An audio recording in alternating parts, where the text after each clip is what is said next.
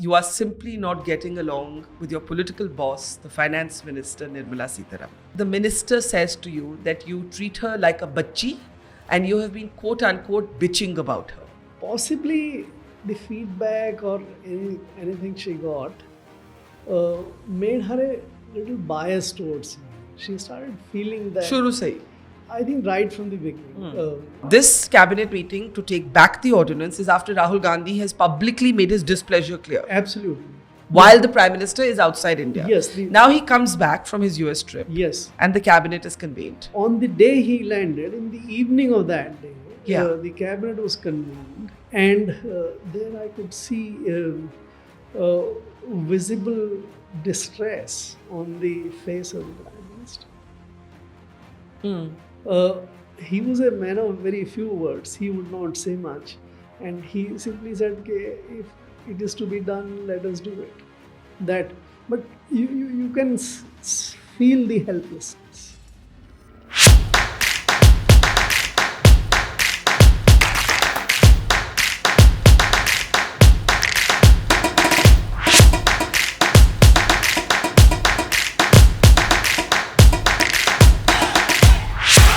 Your book is called No Minister. It upends the idea of the sycophantic civil servant as captured in the hit series Yes Minister. And the book is a riveting read. It takes us deep inside the relationship between a bureaucrat and political powers. So let me start where your book ends. Your book ends with your decision to leave the civil services. Correct. And things come to a head because you are simply not getting along with your political boss, the Finance Minister Nirmala Sitharaman. This is well documented in your book. And there are a series of different sort of incidents. And at one point, the minister says to you that you treat her like a bachchi and you have been quote unquote bitching about her. You say that this is not true, but you feel that she has her mind made up already. Let's start there. What went wrong between you as Finance Secretary and Nirmala Sitharaman as Finance Minister? See, Barkha, I worked with many ministers, and she was my maybe 25th or 26th minister. So it's not unusual for an officer to work with the ministers. Right? Before her, it was Arun Jaitley for 2 years. Piyush Goyal also came in between. So that is what changed was that when she came over as Finance Minister, possibly the feedback or anything she got made her a little biased towards me. She started feeling that. Shuru se hi. I think right from the beginning, when we were briefing her on the day one of her arrival, I could see the vibes, the body language or something, where she seemed to be sort of getting a sense that one of the things was that she probably felt that I was running the finance ministry, where she is a very articulate, dominating, an effective kind of minister, and who would like to be seen that she runs the show. If that is where she would start, so to say, and those were very high, sort of charged kind of situation. Budget was to be delivered only in 35 days. There was G20 summit in Japan the month of June. Finance Minister was to go, then Prime Minister was to go. Many other things were also happening. So in that surcharged kind of atmosphere, if she made up that kind of mind, so slowly, in about 2 weeks' time or so, this came out that she started venting her bit of frustration, so to say. Why did she feel you treated her like a bachchi and you were quote unquote bitching about her? She said this to you, right? That's what did she say said. that? Did she say this to you in so many words? Exactly. That's what I have quoted. So before that, on that day, that fateful day, so to say, there was a meeting with which we have pre-budget consultations. And at one point of time, she said, don't think I can't violate you in public before the other ones. Let's describe that meeting, because you write about it in your book. It's a pre-budget meeting with stakeholders. Correct. And in this meeting, she turns around to the group and says that she will go by your opinion because you've been there for a long time and you're much older than her. And then in this same meeting, per your book, she turns to you and says, don't think I can't violate you. Correct. What does this mean actually? So this is what gave me a little bit of sort of confused message that she's struggling, probably inside herself. At one moment she says that she'll go by what I'm suggesting or saying, and in another minute she turns around and say that don't think I can't violate. And all in the public. You never How did you react? So I just kept my cool. And after that meeting, I went to her room. And that is where this encounter kind of thing, she was literally beside herself, not in control of herself. She was livid, you say in the book. Livid, of course. And that but what did you do to make her livid? No, this is the background. Do you think, no, I know, but do you think there was any particular issue or attitude or disagreement that made her this livid? I think there are a number of things. For example, I also described the serious difference of opinion about how the RBI's surplus issue was to be handled. Correct. She wanted me to retract, not put a dissent note. I said, ma'am, I'll do it only if you give me in writing. But she wouldn't give in writing. There were many other policy issues coming up. Something happened in Japan, which I also described. So there was a background to it. And on top of it, perhaps a lot of briefing which she got from others about the way probably I had spent 2 years. And Arun Jaitley's time was one where the minister was literally taking a back seat in the sense that he was also a little unwell and for all these reasons. And he had a different view about how to run. He used to say, it's the secretary's job to run the finance ministry. My job is to look at the basic big policy issues and nothing more. And in that, against that background, the way we were running it, so we will write budget speech, for example, and then the minister will only contribute whatever additional or changes she wants. So all of this, I think, gave her an impression. That's where. And she thought you were too big for your boots. Maybe. And that is where I was surprised to hear this. Did you ever sort of try and reason it out with her and say, ma'am, you have the wrong impression. Why are you angry? That's exactly I went for that. Because after that episode in the stakeholders meeting, yeah, I went precisely for this to say that we have a budget to deliver. You may not be liking me for whatever reasons, and after the budget things may change. I might be moved somewhere else or whatever.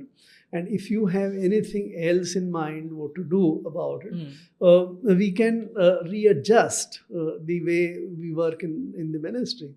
But if you are sort of faced with a situation where the other side, the minister, feels so charged up, so to say, and start saying you are not sort of attuned or prepared to hear this kind of language. So that surprised me. In fact, I in a way apologized to her. I said, if I have done anything knowing or unknowingly, let me know. Then she said, no, I'll go by what you say, and you continue to do what you're doing. Simultaneously, she went to, maybe before, maybe after, to the Prime Ministers to say that this man should be removed. And I think at one point you say that Nripendra Mishra, who's then the big boss in the Prime Minister's office, does tell you that she's complaining about you. Absolutely. And therefore you cannot be there. But before you can actually be sent to another posting in the long run, you describe an episode in your book with where things come to a head, and in your mind you decide, your book ends with that note, that is the day I decided to leave the IAS, leave the civil services. What happened? Correct. So I'm used to, or maybe any civil servant is used to working with different kind of ministers. So, and transfers are a very normal thing in our life. I might have been transferred 25 times earlier also. Yeah. And in circumstances worse than that. So that's not a big deal. And my mental makeup is one where I treat every posting to be same. So it doesn't matter to me whether I am working at X place or Y place. So if she was to engineer the transfer, doesn't matter. I would have, but two things happened. One, which I describe here, is that a note sheet in government system, the note sheet portion is something where the officers or anybody else expresses his or her opinion, because that's for posterity, that's for everything, right? So whatever you feel, you state, and your boss may disagree with you, you get overruled, doesn't matter, that becomes a decision. But everything must remain on that file for posterity to see how that kind of decision was taken. And in a matter where I had a different opinion, which she initially agreed, but the Prime Minister and in PMO had another opinion. So we said, fair enough. Whatever is the decision, let's record it. The decision was recorded. But she wouldn't sign that file. She made the then DFS Secretary, Rajiv, to rewrite the whole note sheet. So basically, just to explain this to our audience. Retrofit it. That is something which I had never done in my life. And I thought if this becomes a kind of norm, if this becomes a kind of thing, so that is not where you... So the minister was not comfortable or not willing to sign files which had disagreements by civil servants on them. And in this particular case, she wanted those disagreements to be removed from the file. Absolutely. And you write in your book that you had never done anything like this before, but you went along with it because it was budget time and you didn't want to jeopardize the budget. I made my decision. But you decided at that time that you were going to quit. Absolutely. Do you regret that decision sometimes? No, I am absolutely happy about it. The acknowledgements or the foreword to your book is for your wife and your children, and you say that your sons saw nothing remarkable in the bureaucracy, so they decided not to pursue a career in it. Nothing extraordinary. But when you look back at it, do you sometimes think, why did I become a civil servant? No, I had a fabulous career. My 36 years in IAS. But you left on a note of cynicism. Not really. No? No. It was a calm decision? Absolutely. And for that was the second reason which I said why. So when I was offered to go anywhere, and this was in absolutely cordial atmosphere, nothing as a punishment or anything, they said, we're considering you to shift to Power Ministry, but tell me if you want to go anywhere else, whatever is your choice, we'll give you. Because that was the kind of impression.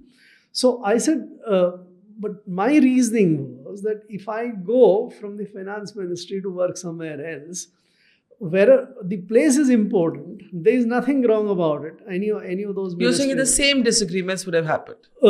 Possibly. No. Even that was not my consideration. I thought I would work in a smaller space.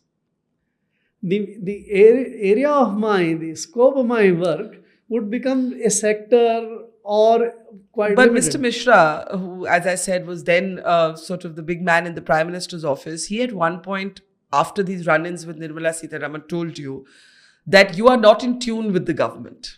That's another track where in last 5 or 6 months, Mr. Nupendra Mishra in particular had developed a viewpoint that I was not doing all that which the government expected to do.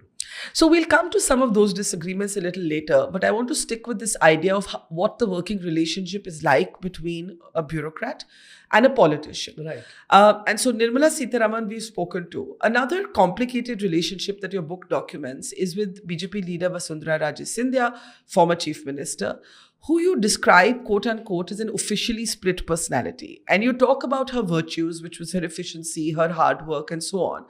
But when you are actually, in a way, pulled out of Rajasthan by the Modi government at the center in 2014, she reacts very badly. And she, in a way, holds you responsible. I mean, she's angry with you, even though it's not necessarily your choice what is happening. And you locate that whole churn in the larger framework of tensions between Prime Minister Modi, who has just taken charge as Prime Minister in his first term, and Ms. Rajesh Scindia. So talk about that. Like, what happened? And you, Mr. Rajiv Maharishi, you write, are both taken out of Rajasthan and brought to Delhi. And then she just refuses to talk to you. See, the first thing, I think this is to an extent a politician's dilemma or difficulty. A politician like Vasundhara Raje, who would like to do a lot of reforms, infrastructure, run a government which is seen as efficient, delivering on public aspirations and things like that. That is one goal which they have in their life. I think the other one is, which is what makes the story more complicated, is that they have to win election. They have to keep many people on their side by satisfying their vested interests and things like that. And probably they also have to sort of make a lot of money for financing elections or whatever. Now, that is where I think the politician like Mrs. Vasundhara Raje, she was able to sort of segregate these two. And that is so why you're remarkably, saying, when you say officially split personality, what do you mean? That's exactly what I mean, that there is one area, like we were working in the finance, expenditure, taxes and all that.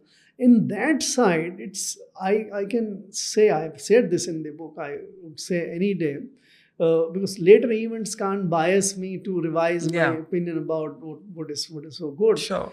Is that it was very, very efficient, completely clean administration, very reformist, forward-looking kind of thing, an ideal kind of an expenditure minister things. That is the one side of the story, right?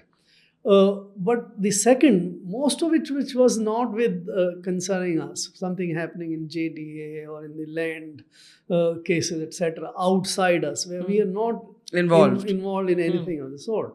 But there was one area where the finance department was also, I was involved in a way, was the excise issues, the liquor. And that is where I've described those cases where the game in excise, where there was definitely an attempt to sort of make something out of it.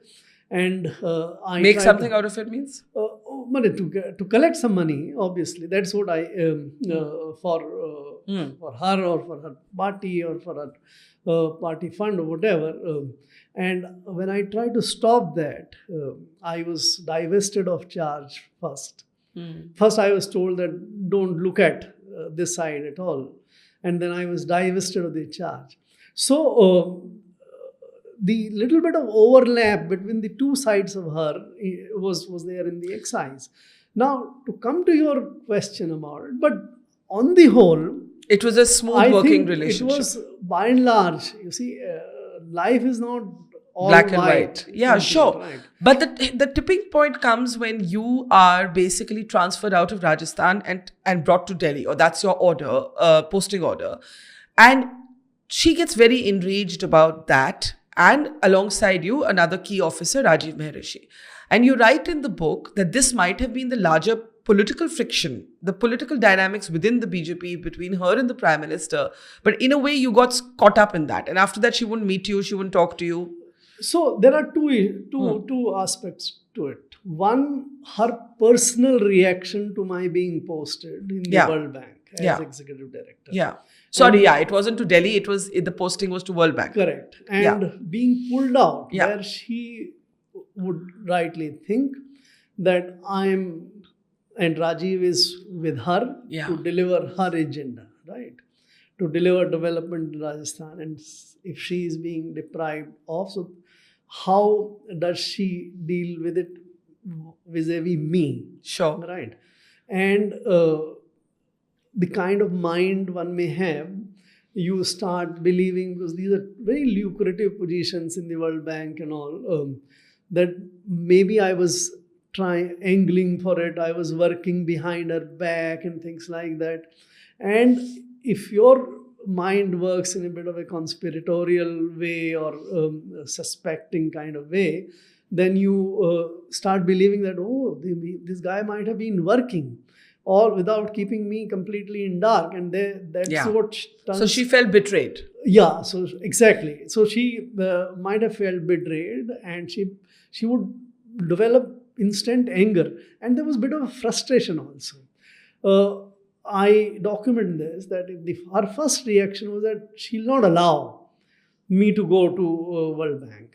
Because she is the chief minister, the state can refuse, so to say. And she asked the chief secretary to write a letter. The letter was also drafted, but it was not sent because people told her there's no point. There is the other side is something you can't take on, and the letter was not sent. So it builds more of frustration. And if you can't take on the other guy, you take it on whoever you can. So I became the fall guy. So and she never met you after that? Of course not. So I made a request. I made a request. It's not she. I also have not met. So both of us have not met each other after that. I made a request that I would go. I'm going. And she made it a point not to come to the meeting until I was transferred and relieved. And all that happened as a kind of reaction to her taking umbrage at this kind of thing. And so I made a courtesy request to his office, to her office, to say that we are going. So can I just say a farewell kind of thing, or goodbye? And she declined that. So she didn't. I made one more request. That was also not responded. I said, fair enough. I have done my job. I have made my request. All right, if you don't want to meet, that's fine. So from the drama of these two stories, which are from the BJP years, let's take the clock back a little bit to the UPA years. Yes. And there is a very, I think, interesting ringside view you have about the Rahul Gandhi and the ordinance, the famous or the notorious ordinance story. And at that time, or in your book, you say that you believe that Dr. Manmohan Singh, then Prime Minister, was humiliated twice. First, you believe that his heart was not in approving this ordinance. And just for background context to our audience, basically the Supreme Court comes with an order that says that a convicted politician should not be allowed to continue, holding his or her position in the legislature unless there is a specific stay on the conviction from another court. And at that time, the UPA is dependent politically. It is widely believed that this ordinance was to keep the relationship going with the RJD, Lalu Prasad Yadav. And this ordinance bypasses the Supreme Court order. You write in your book that you believe that Dr. Manmohan Singh was humiliated twice. First, with the idea of the ordinance itself, in which his heart was not there and he didn't strongly enough sort of resist it as Prime Minister. The second, when Rahul Gandhi publicly trashes the ordinance and says this ordinance should be torn up and makes the hand gesture, which is now very famous, while the Prime Minister is in America. And by the way, I was reporting that trip in America, so this all played out in front of us. And there are those who worked with him who believe that was the moment he should have resigned and so on. Yeah. Talk about that. What you saw, what you observed. See, we didn't have the ringside view in America, how it was played out on her, but we saw what Mr. Rahul Gandhi did on the television and those kind of things. You were in Cabinet. I was in Cabinet Secretariat. I was additional secretary in charge of the Cabinet, and so all those which went into the Cabinet passed through me, and that is where. So my sort of familiarity is in twofold. First, when the ordinance was brought in, which you say is the first humiliation for Dr. Singh. So we had some internal discussions. There was no one even in the Cabinet Secretariat was happy about that ordinance, because that is, in a way, was something like Shabanu kind of thing, that you are trying to undo a Supreme Court judgment, which is perfectly right. The corrupt politicians who have been proven corrupt, convicted, right to sit in the parliament. So But we were officials, so we can't prevent if the executive has decided to bring this as a law. So that was passed through, but we can see the palpable sense of frustration when the file went to the Prime Minister. I was told, I didn't go, that he wasn't also very happy Pleased. about it. But he signed that, all right, if it has to be done. So like a bureaucrat, he also signed, and the thing happened. I mean, his roots were as a bureaucrat. Exactly. So a pliant kind of. So that is the first kind of thing, where we had only an indirect sort of. The second humiliation, while public humiliation took place in US elsewhere, the cabinet meeting was convened. Yeah. We all sat there. The only agenda was this ordinance, which was to be taken back because... So hang on, this cabinet meeting to take back the ordinance is after Rahul Gandhi has publicly made his displeasure clear. Absolutely. While the Prime Minister is outside India. Yes. Now he comes back from his US trip. Yes. And the cabinet is convened. On the day he landed, in the evening of that day, the cabinet was convened because it had to be rushed way. And the cabinet is convened where the only point of or discussion is this, or the agenda is this. And there I could see visible distress on the face of the Prime Minister. He was a man of very few words. He would not say much. And he simply said, okay, if it is to be done, let us do it. But you can feel the helplessness. And to my mind, that was the second humiliation. And as a bureaucrat watching this, you have no active role in it, but you are witnessing an important political moment. See, as a bureaucrat, we do contribute to the policy making. Here, there was opposition to the ordinance. You write in your book that the ordinance should never have existed. Exactly. But the way to take it back, or the reason or the context to take it back, was a humiliation for Manmohan Singh. So, and here it makes difference what position in the bureaucracy you are sitting. We are part of the cabinet secretariat. It's the cabinet secretary who is the boss of the cabinet secretary. He takes the final call. The joint secretaries and additional secretaries assist him. Imagine if I was the cabinet secretary. How would I have reacted? Probably, it's a hypothetical situation. The first instance itself, I would have perhaps gone back to the political bosses that this is not something. Did that happen? No, this didn't happen because the then cabinet secretary was not. He was playing. He was prepared to carry out the instructions of the politician. That is what happens in many other places, where, like in finance ministry where we were. So if a Piyush Goyal would want certain kind of bonds to be allowed to be issued, we feel it differently. We go back, make all the efforts to see that scheme doesn't work. But there was no attempt at this time to even argue out the ordinance when it was first proposed by the bureaucrats. It was within the official circle. That's bad. But there was no attempt formally oppose it. Absolutely. And therefore you saw what you call the twin humiliation of Dr. Manmohan Singh. There were other moments you record from your UPA years, a moment when Jayanti Natarajan, then Environment Minister, keeps the Prime Minister waiting. She turns up to a meeting 40 minutes late.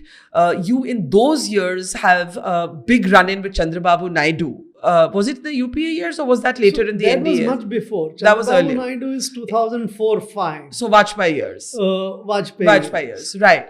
So I'll come to Chandrababu later then because I'm trying to go chronologically. So in the UPA years, you record this moment with Jayanti Natarajan and then with Kamal Nath. What happens then? Mr. Kamal Nath takes over the house allotment, which is always as urban development and so on. What happens? Tell us that story. So we are all living in Delhi. So he had virtually cornered allotment in the New Moti Bagh, which had come up that time as a very good posh kind of bungalows for the civil servants and others. So the rule said that 5% across the categories of the houses. You have houses from A to H kind of thing, so or category 1 to 8th kind of thing. And so it should be split all across, and not that you can sort of combine all of them in one category and virtually make 100% allotment there. It's discretionary allotment. Now, even those discretionary, compassionate kind of allotment, there is a rule that who is entitled, who is not entitled. What Mr. Kamal Nath did was to turn that compassionate kind of allotment subject to rules into a completely personal allotment business. That, Explain. That he would allot to whoever he wants. You can oblige people, you can make people feel better or something. But that is one part of the story. The other one was that any of those allotments from that discretionary quota or out of turn allotment kind of thing need to come to a committee on housing, and that committee has to approve that, and then that allotment should be made. That's the normal procedure. But he would make many allotments, and then when there is a sort of pile up of 10, 15, 20 kind of such out of turn allotments having been made, he would ask that let us complete the formality of this endorsement by the Committee on Housing Allotment. Now, it so happened that when I was the Additional Secretary, such a proposal came. And when I studied that, it violates everything and converts a cabinet committee into virtually a rubber stamp. And that also many, many months removed post fact. I said, this is not the way the government should be running. This is not the way you do the allotments. This is so you objected in writing? I objected in writing. What happened then? So I wrote a note. I went to Ajit Seth, the cabinet secretary. I said, this is what is happening. He was obviously aware because earlier, but once it was there in the note, I said, talk to the Prime Minister, stop this. This cannot go on. So after some cajoling, he did go to the Prime Minister with that subject. And Prime Minister said by Defense Minister is the head of that committee. Go and explain to him. So I was told that now your job is to go to Mr. Thomas, I think, the Kerala politician who was the defense minister at that time. Go and explain to him. So we sought time to go and explain to him. We explained to him. After hearing, he said, you are right, what you're doing, what you're saying is right, and what's happening is not correct, but I can't stop. Because he was not, Kamal Nath was too powerful politically. For him even also. So I said, then at least give us two spaces. One, that we record everything on file. Bring out everything, and including the violation which is being done, blatant violation which is being done. And second, he said, I would convene the meeting. And I said, then we should have a right in that meeting to point out before everyone that this is what is happening. So he said, okay, you would have the right to speak in the meeting, to bring it to the notice. So we got these two small victories or consolation prizes. Did anything change? Nothing. So the meeting got convened. Mr. Kamal Nath said, no, this is all, we have done it for this and all. And the whole thing was approved. But what changed was that everything came on record. We minutized it also. And for the time I was there, remaining next 2 or 3 months, nothing like this came.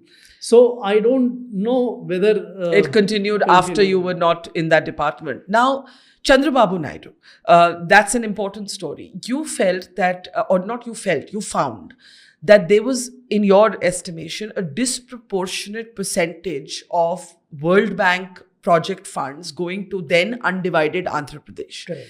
And you raised this and you said it was, you were really taken aback by how one state was being prioritized, and Mr. Naidu was very angry. So tell us that story. See, what is our concept of public interest? We are public servants. What is public servants' job? I think it's to serve the public interest. And when you find a situation where more than 40-50% of the funds are going to one state, which also doesn't happen to be one of the poorer states where the funds are more meant to go, then you feel that it's the travesty of the public interest. So when I found this, I said, let me record this. I recorded the whole thing. These are facts. There is nothing opinion or judgmental about it. These are facts.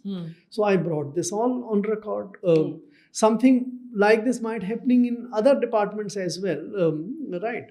But what I'm dealing with is what I brought it up. And when this matter reached to the additional secretary and the secretary, they also, on the basis of the evidence, they're all aware that Mr. Naidu was trying to grab as much of the central resources as possible, leveraging his political support for Mr. Vajpayee's government. So they said, all right, this is there. Let's bring the matter to the PMO's notice. So the file went to the Prime Minister's office with all these facts. And the Prime Minister's office made to which I would say, more of a balanced kind of, that all right, now try to correct this, such an imbalance which existed, which gave me the authority not to sort of push more of Andhra projects and in a way even delay the new ones coming up. That is where I think Mr. Naidu got angry that here. So how did he express his anger? So, and the matter then came to a head. So he was cornering more resources. He also wanted the resources to go in a manner which was also not in accordance with the rules. So just to give you one instance, there was one structural adjustment loan proposal for Andhra Pradesh, which was funded from two sources. One was the World Bank. So World Bank money comes as loan to us. And we had a system of giving that as 70% loan and 30% grant to the state on the rearranged terms. And then there was 100 million odd of the grant, pure grant coming from DFID, the UK agency. And so these two, the system sort of mixed them up and total amount was given as 70-30. What Mr. Naidu wanted was that the grant should go to him as 100% grant and the loan should come as 70% loan and 30% grant. This was unfair. This was also violative, unprecedented. It was not part of the system.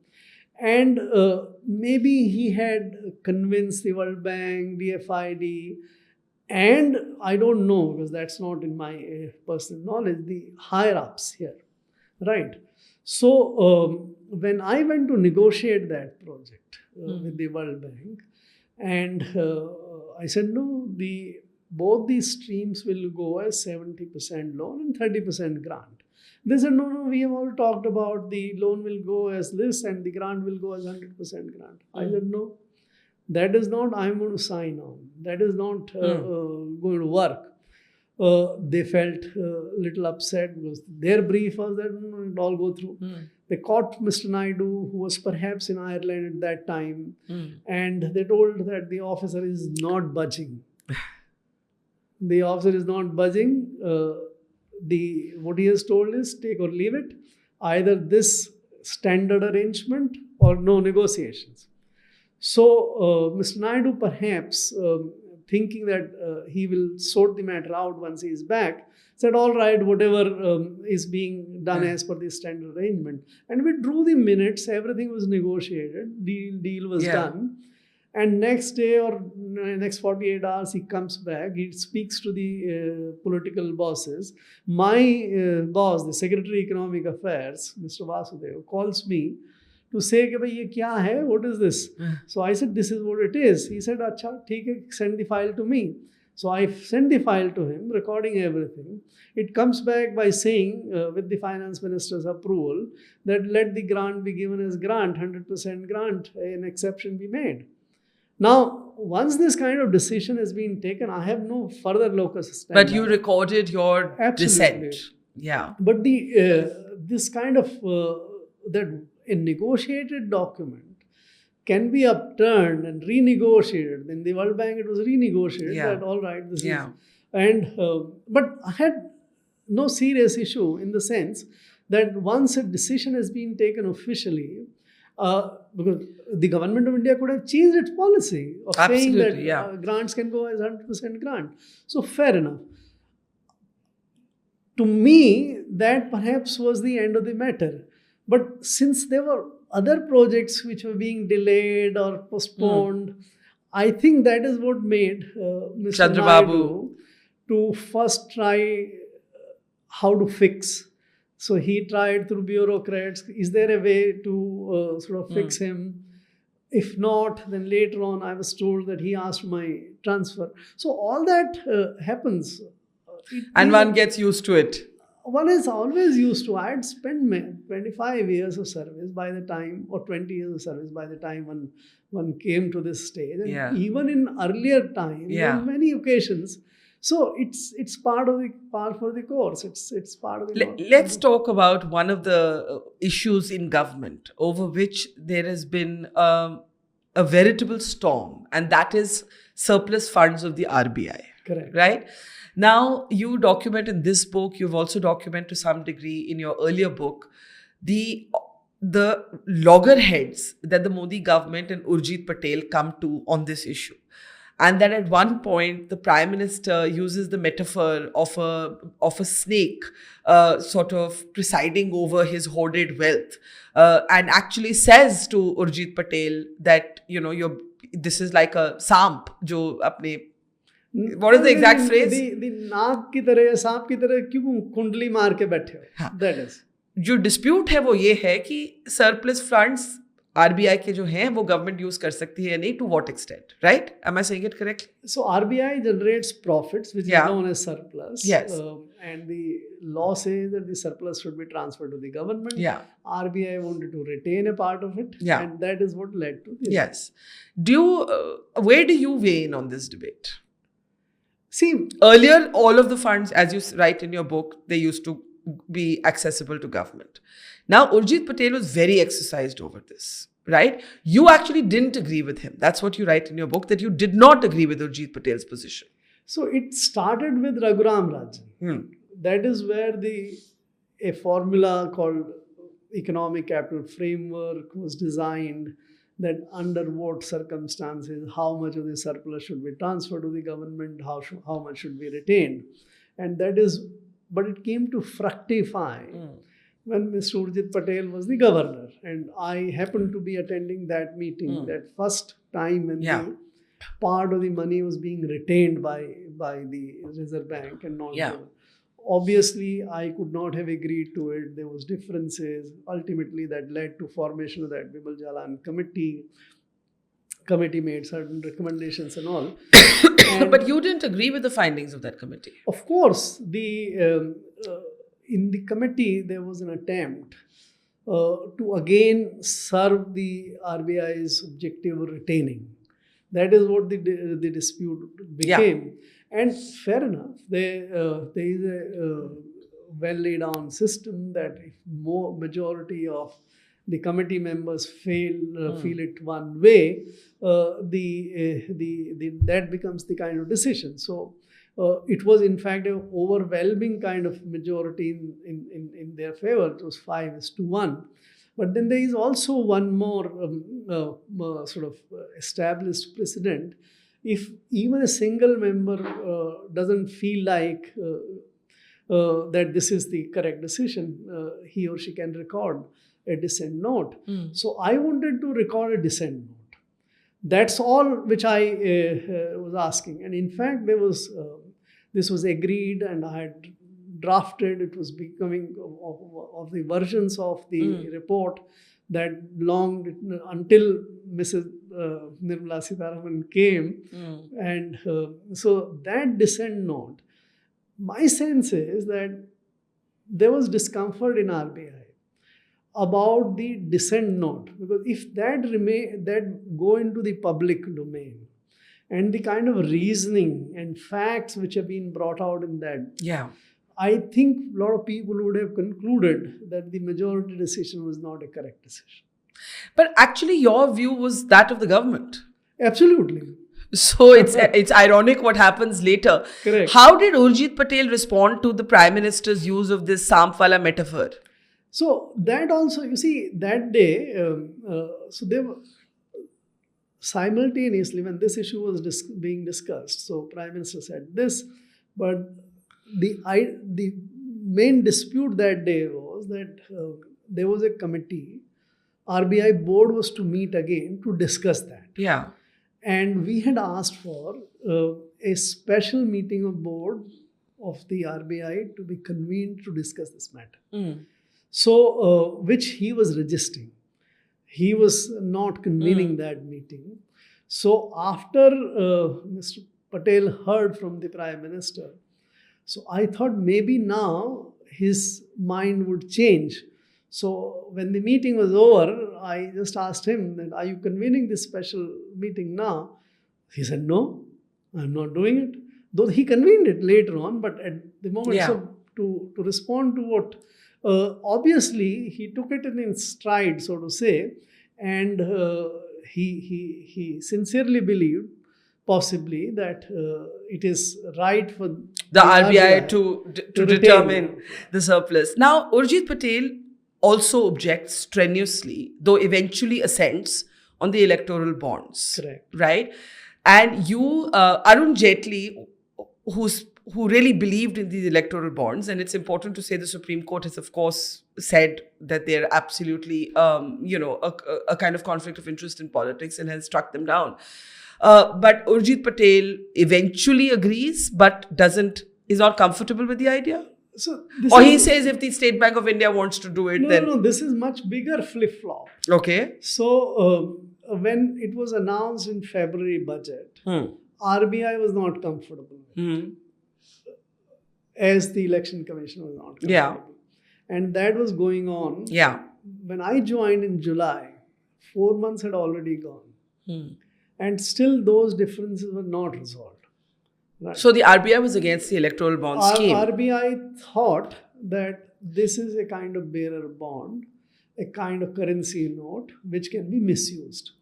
So when I joined, and I was convinced that this is a better option than what the current system was of cash. Being sort of used for giving the political funding.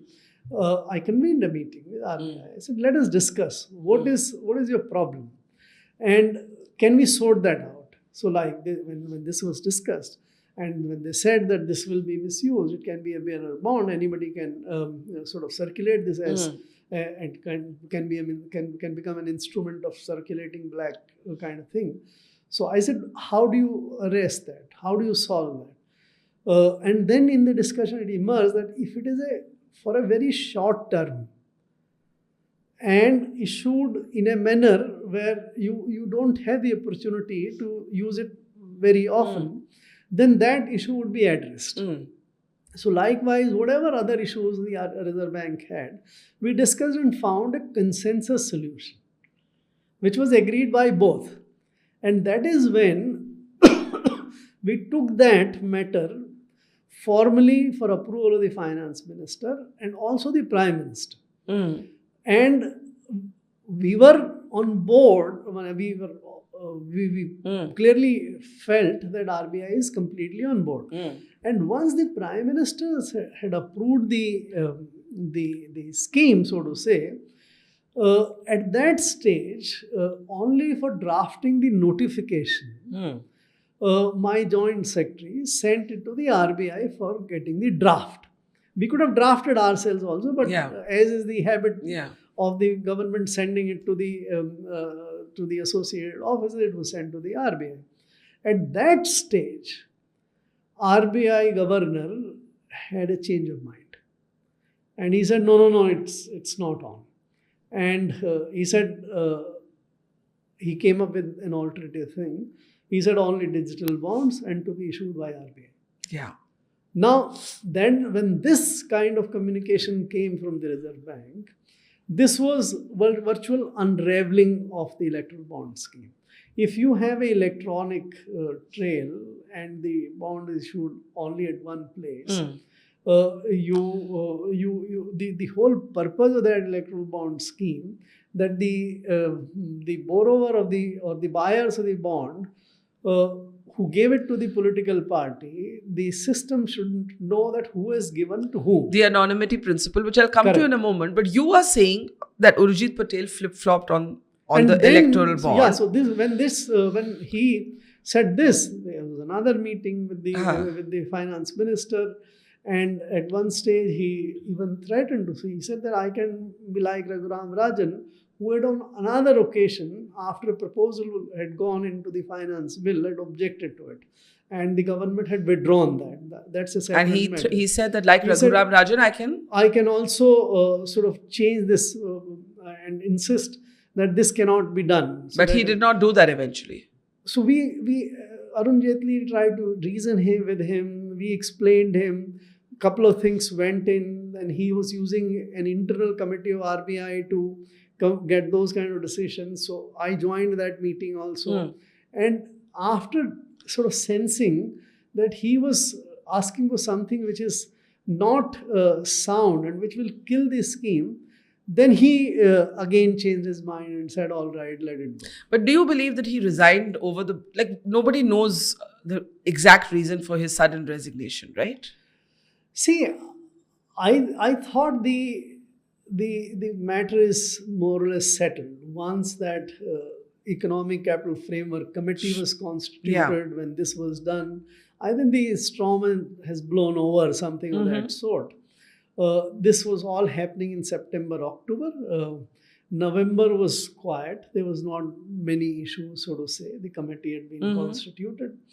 And so when he resigned in December, it's a bit of surprise. But do you have any guesses as to what the tipping point may have been? I don't know. You don't know. I tried to ask him, but he didn't respond. So I can't even begin to guess. Why. On the bonds itself, your position on this is obviously well known. But after the Supreme Court's intervention, when all of the public information is now available of who gave to whom, how much, and you can link back to questions around policy, right? So that is the sort of conflict of interest, the quid pro quo that the Supreme Court had flagged. Now, with all of this information in the public domain, do you believe you were right to support the electoral bonds? Absolutely. Why? Isn't the for example, we have all of these Aurobindo Pharma. There are many examples, and across the board, across political parties, in state governments, at the center, wherever you look, as they say, there are no free lunches. So if somebody is giving you money, they're expecting something in return. Correct. And of course, there is a larger issue of how should politics be financed, and I don't have an ideal answer to that. But anonymity, to keep it secret, why is that something that is, according to you, something you have supported? See, for two reasons. Number one, this enabled the political donations to sort of shift from cash to book. Imagine if it was not there, and like it is not today, all of this money would have come definitely to the political class in either cash form or simply under the table. But this is also a variation of under the table because nobody knows. That's what I'm coming to. So that is first thing, it converted that wretchedly bad system into something which is documented. Is in the books. Which is documented. Which is documented, which is in the books. You're buying from the bank, by using the legitimate resources, you're giving it. And on top of it, the political party is accounting for it completely and using it legitimately for the person. So this is one reason. The second reason is much bigger. You see, quid pro quo or anything is is outside the electoral bonds. Somebody has wrangled some contract or has got some favor, and he or she is trying to return that favor by giving money to the politician. So the crime or what is objectionable is there. What electoral bond in a way did, and you may thank the electoral bonds for that purpose, that now you have a trail of money transfer in every specific company which donated.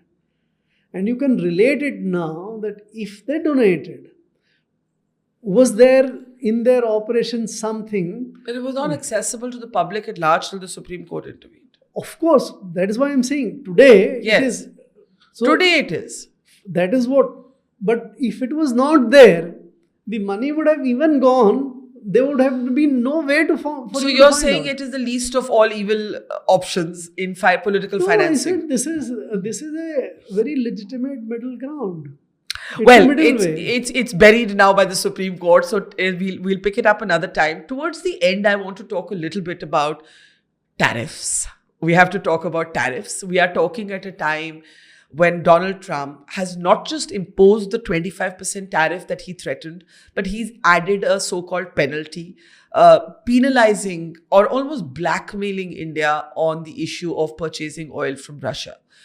And there has been uncouth, coarse language. He has called India a dead economy. For India now, this presents not just economic questions, but also strategic questions. Because the only counter to a bully is to have a stronger and stronger and stronger power play. And that power play can only come from being a stronger and stronger economy. How do you look at what Trump has done, and how do you think India should respond? See, I think we discussed it in one of your shows initially. Yes. But this announcement had not come then. Yes. The India-US deal, which Trump was trying to wrangle for United States, was a complete disaster if it had happened for India. Yeah. Right. On all the four things which he is wrangling out from anywhere else, take my goods at 0%, pay me 15 to 30% tariff, buy my planes, defense, oil, etc., and invest in America. Yeah. Billions of dollars. These are the four things he is getting from everywhere else. We were not in a position to give any one of them. And therefore, a deal with America, or Trump for that matter, was an impossibility right from the beginning. And therefore... So all is nonsense of a deal being offered in exchange for the ceasefire. Where is the deal? It was a waste of time. Yeah, absolutely. It was always a waste of time. I don't know why our people couldn't figure out that they are trying to chase something which if it happens, would be a completely losing game. Now, to your other point, he's abusing, he's using obnoxious languages, etc., etc. That, to my mind, shows his frustration that he couldn't get the deal he wanted from India. Absolutely. Right? Yeah. So we should take it that way. Can someone sort of make him do something which is in the interest of the other party? It's like Barkha today, using a kind of cricketing analogy, that Trump is batting as well as bowling. And the other side is only doing fielding. The other side has no offensive interest, no defensive interest. He is just trying to save whatever it can save. Let it not go to boundary or something. That is the...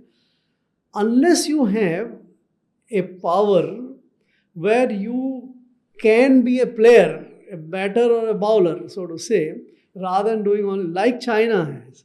If you can turn off the critical minerals, the Americans will suffer. If you turn off your computer supply and etc., the Americans will suffer, right? Yeah. So we don't have any of those leverage. That is our weakness. So we have no leverage in this? unfortunately, that is the fact. That's why we get sort of such a bad deal even with China. Why are we running 100 billion deficit with China? We have surplus with America, but we have big deficit. Because we on technology, whether it's solar, EVs, semiconductors, or anything, we have no sort of that kind of leverage. So in such a situation, to my mind, the safest and the best course is not to do a deal. That's what I have been asking for all the time. So basically, to not do a deal, would you say India should walk out of these negotiations? Absolutely. It should not have even gone. Today, you play a waiting game. Don't do anything. Let him use all those kind of rowdy eloquence which he has been using. Just ignore it. I said more from a place of sentiment than strategy that India should just walk out of these negotiations. And I was told by a lot of diplomats that that's a hot-headed response. You are saying India should walk out because there's nothing to be gained here. Exactly. Retaliatory is a different thing. You can't even retaliate, because if you retaliate, you will be hurting only your consumers. So what would walking out mean? Walking out means don't negotiate. You just let the business go on as it is. But then the tariffs still stand. No problem. So what happens? Now 25% tariffs, right? Let us take it this way. These are the tariffs which the American government would impose on the imports which come to the America, right? Mm-hmm. The key question would be that who pays for those tariffs? There are three parties. One is our exporters, the other one is the importers, and the third one is the American consumers. These are the three guys, right? If you start taking the load of the tariffs and reduce your prices by that to save your export, you would in any case lose whatever profits you're making. It's a nonsense of an export. So don't reduce your prices. If the Americans want that product, fair enough. Americans need those products. Those consumers, America doesn't produce what Americans eat today or use or consume. It's dependent on the So you are saying walk away from the table, accept his tariff? You don't have to accept. There is nothing to accept. Just carry on. Just carry on. Just carry on your business. Where does this leave? So there's also geopolitical questions here, right? There was the entire Quad, which saw India as a countervailing force to China. Trump has slapped tariffs on China, but Trump is exactly the kind of leader who can also cut a deal with China. Correct. In terms of India-China relationships, there's a big debate over, Chinese goods flooding our market. Should there actually be greater protectionism when it comes to China and so on? Where do you see, if we were to walk away from these negotiations with Trump, where does that leave, let's say, India-China? See, one has to go into the specifics and basics of it. What do we import from China? Can we do without it? Does anyone else can supply those things to us at a cheaper cost? Answer to all of them would be that you don't have any option other than doing business. What we should do is to learn to do better business with China. You can't replace that. What happened to your EV industry? When they cut out these magnets, your EV industry is collapsing. What will happen to the electricity program of pharmaceuticals, or for that matter, pharmaceuticals? So electricity generation, if you don't take cells and the wafers and the modules from Chinese, where would your alternative electricity will come from? So you are boxed into a situation where let us not mix the politics with business. Unfortunately, in our country, our politicians are trying to do business. They don't understand most of it and mess up the whole thing. That is the problem. So before we let you go, to come back to the book, which is called No Minister, I think what a lot of young UPSC aspirants would want to know listening to this is what was once called the steel frame of India. Is it really possible, in the way power is structured, in the nature of how power is organized, Is it really possible for bureaucrats to stand up to politicians? See, the relationship is not that simple. It's not black and white. In the early days of the civil servants, first 10, 15 years, most of the civil servants are implementing the programs and the policies. They're not framing policies. At that stage, the power to do a thing actually lies in the hands of the civil servant.